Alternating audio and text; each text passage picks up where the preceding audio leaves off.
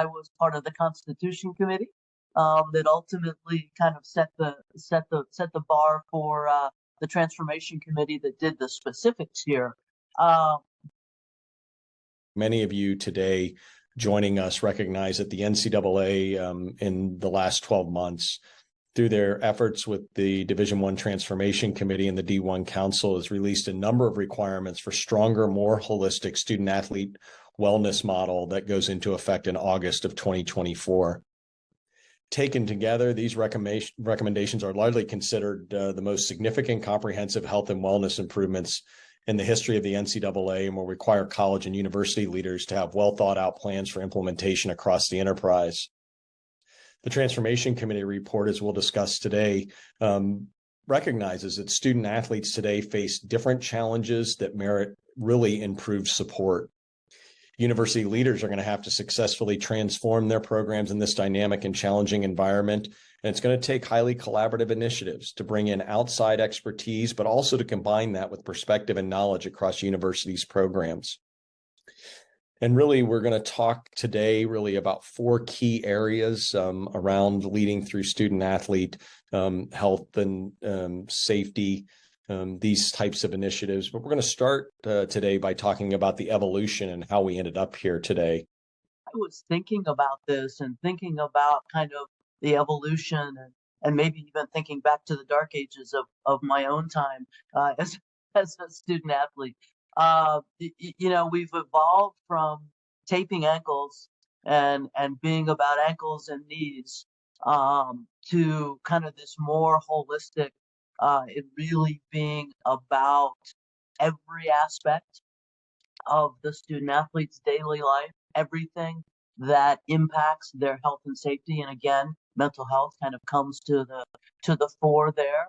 And I had kind of forgotten, and I don't remember exactly when it was, but it was probably 10, 12, maybe 15 years ago, that we actually, by NCAA rule, were not permitted to treat anything that was not considered an athletic injury, or that was not necessary to allow a student athlete to participate.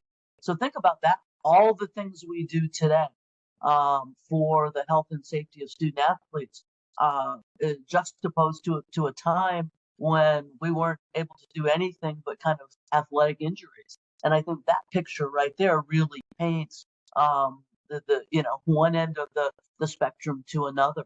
And it's really obviously everything that has to do with college athletics gets tied up in recruiting. And I think you're going to hear that over and over today.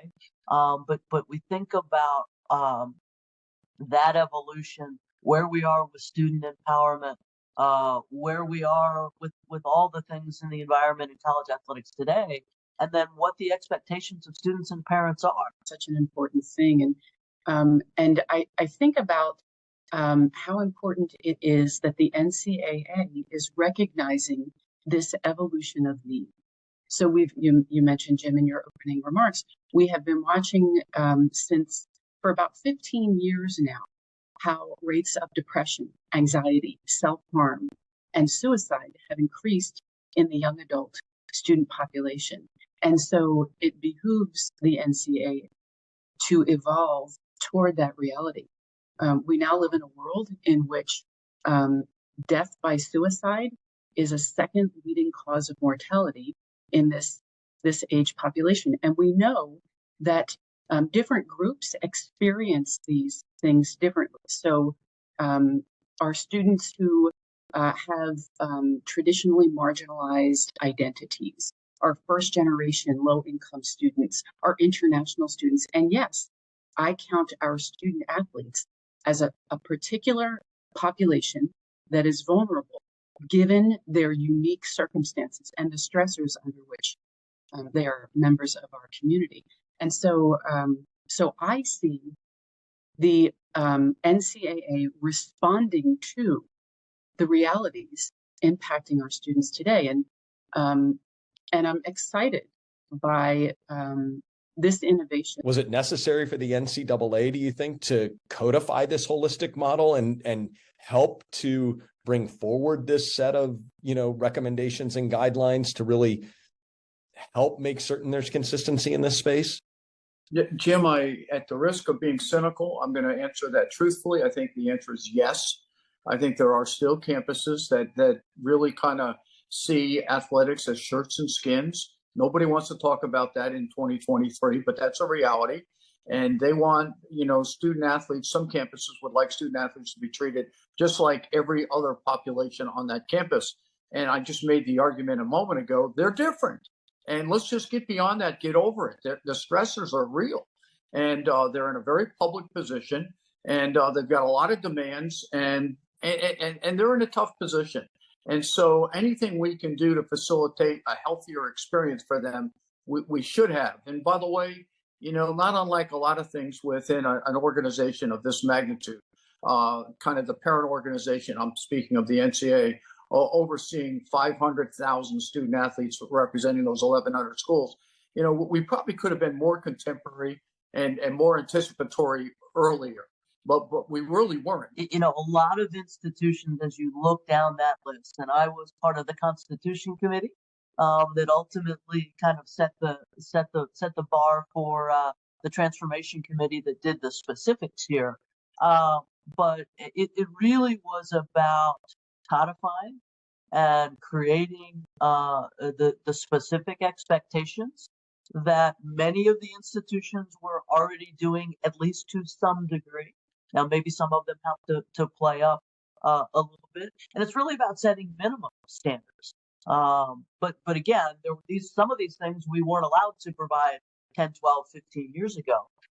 But now we are. I think it's also about making very clear to a population of student athletes who are pretty savvy consumers, as my friend Dr. White likes to use, who are pretty savvy consumers as it relates to. I'm going to bring that recruiting piece back into it.